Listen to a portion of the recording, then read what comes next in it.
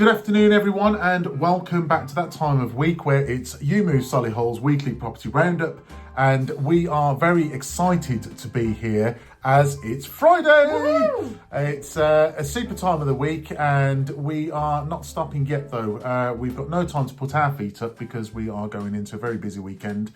We've got viewings tomorrow on a superb property that we've just listed in the centre of Solihull with excellent schools. So if you are in the market, head over to our socials for a sneak peek at that. Well, I say sneak peek, the full tour's on there. Drone footage, the lot. And you can get a very good sense of that property. We're still taking bookings for viewings if you fancy a look. And Sunday, what we've got lined up, girl? Yeah, we're ramble-jamble with appraisals on Sunday. Yeah, some really attractive properties, all quite close to each other actually. So Sunday is going to be a really exciting day, and very much looking forward to meeting those potential clients. So we've been sent quite a lot of information, as we do every morning, from various sources regarding the industry and movements and what's going on, to keep our finger on the pulse. And one stood out significantly, which certainly resonates with us. It's a continual cause for consideration, and not only for us, it should be for all estate agents and vendors alike. So we wanted to bring you a snippet of this information, and you can go over to the Property Industry Eye and catch the article yourself if you subscribe. I believe it's free to, so you can have a full read of it and all its stats and whatnot. So just to give you a quick overview, it's an article by Chris Watkins, and he has discussed, and it sounds odd this, but bear with us, he's discussed ethical and unethical overvaluing. Now, not sure how you can ethically overvalue a property, you'd probably think. Gail, what are your thoughts? So basically, folks, the whole premise is that ethical overvaluing forms part of your wider marketing strategy of your property. Unethical overvaluing is basically a case of where your agent is just very, very keen to get the listing and will tell you whatever you want to hear in order to secure the business. Why they do this? There could be a multitude of reasons. They might be that they're not making targets and the boss is breathing down their neck to secure a new business. It could be that a matter of pride, that they just don't like being told no, and they don't want the listing to go to a competitor or another agent. So it could be a variety of reasons, but it doesn't help you and it doesn't help the agent in the long run. No, and that's certainly backed up by the stats that Chris has outlined in his article, as 50% of listings don't sell with the first agent. That could be a direct result of unethical overvaluing, placing a real high price on the property to just win the business and then not have a plan for that property, as it were, once the T's and C's have been signed.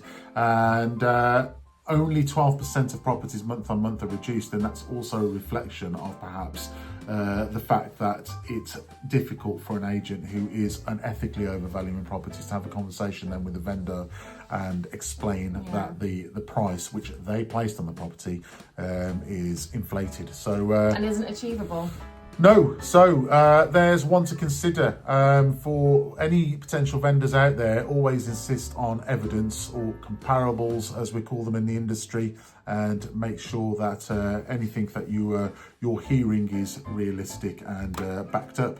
And just make sure, I'd just like to add to that, just make sure you're having really open and honest conversations with your agent, and that you're getting the feedback after viewings on your property, so any adjustments that you need to make, whether any in terms of marketing or price, can be made before that property is just sat there on the market on all the portals for too long.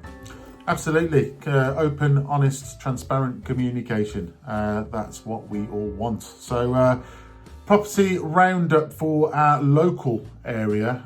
We're going to give you our headline statistics on what's going on with the market, only in our postcodes that we deal with currently for UMove Solihull, and we will also be giving you the 2 most expensive streets. So without further ado, available stock within our postcodes for the previous 7 days, according to Rightmove, is 598, and that's compared to 601 properties available in the 7 days prior to that period.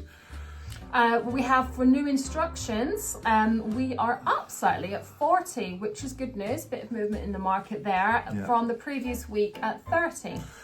Sales agreed, we're down to 19 versus 30 sales agreed on the previous week. Yeah, so maybe vendors are thinking the market's picking up and they're going to hold out for, for their ideal buyer to come along and offer them the price they want. Maybe that's a reason as to why that's happening.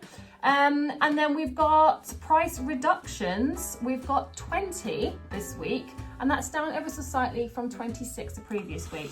Yeah, and properties that have been on the market for 12 weeks or more, we have currently got 632, and the previous roundup reported 615, so that is an increase there of 17 properties. And then the average time on the market, folks, you're looking at 190 days, and that is down ever so slightly from 192 the previous week.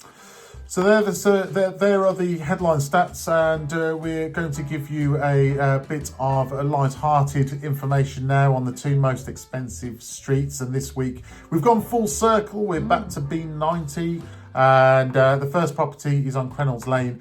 This was sold subject to contract very recently through Smart Homes, and it is a 4-bedroomed, 5-bathroom, large detached property, and it went for somewhere in the region of 1.2 million. And then the other property that I had my eye on was Tamworth Lane by Hawking and Patterson, and that was a 4-bed, 1-bathroom property. It's sold subject to contract for 1 million, and it's a bit of a development project. You'll probably see that from the Rightmove pictures, but something for you to ogle at this evening over your glass of wine. And there you have it. That's all from UMove Solihull. We are going to prepare for our super busy weekend ahead, and we look forward to seeing you next week. Okay, but bye for now, folks.